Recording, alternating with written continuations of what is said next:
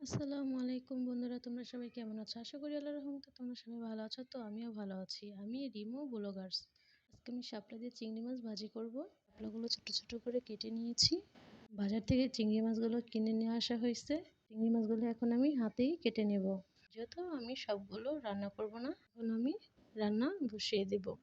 কড়াইতে পরিমাণ মতো তেল নিয়ে নিলাম, পরিমাণ মতো পেঁয়াজ দিয়ে দিলাম। এখানে আমি রসুনও দিয়ে দিলাম। 4-5টা কাঁচামরিচ ফালি করে দিয়ে দিলাম। এটাকে আমি হালকা ভাজাতে নেব।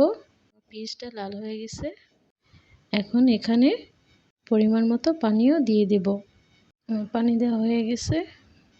এখন এখানে মরিচের ফাঁকি দিয়ে দিলাম, হলুদের ফাঁকিও দিয়ে দিলাম, একটু হালকা নাড়াচাড়া করে দেব।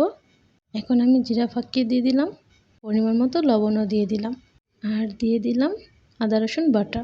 সব মশলাগুলো আমি একসাথে ভালোভাবে কষিয়ে নেব। মশলাগুলো কষানো হয়ে গেছে। এখন আমি চিংড়ি মাছও এখানে দিয়ে দেব। চিংড়ি মাছগুলো ভালোভাবে নাড়াচাড়া দিয়ে চিংড়ি মাছটা পুরোপুরি রান্না করার জন্য আমি এখানে পানিও দিয়ে দিলাম। চিংড়ি মাছটা ভালোভাবে রান্না করে নেব। আমার চিংড়ি মাছটা কষানো হয়ে গেছে। এখন এখানে আমি শাপলাগুলো দিয়ে দেব। আমি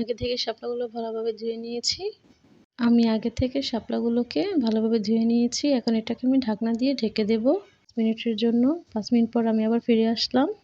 এখানে আমি কোনো পানি ইউজ করি নাই, তো যেহেতু এটা পানির জাতীয় তাই এখানে পানি উঠে গিয়েছে। এখন আমি একটু লবণ চেটে দেখবো। লবণটা চেটে দেখলাম আমার আরও লবণ লাগবে, তো এখানে আমি আরেকটু লবণ দিয়ে দিলাম। আবার একটু নাড়াচাড়া দিয়ে দেব, লবণটা ভালোভাবে মিশে যায়। এখানে আমি ধনিয়া পাতাও দিয়ে দিলাম। আপনারা চাইলে দিতেও পারেন, নাও দিতে পারেন। তাহলে বন্ধুরা, আমার ভিডিওটা যদি ভালো লাগে অবশ্যই আমাকে লাইক, কমেন্ট, আমার চ্যানেলটা সাবস্ক্রাইব করে দিবেন। আল্লাহ হাফেজ।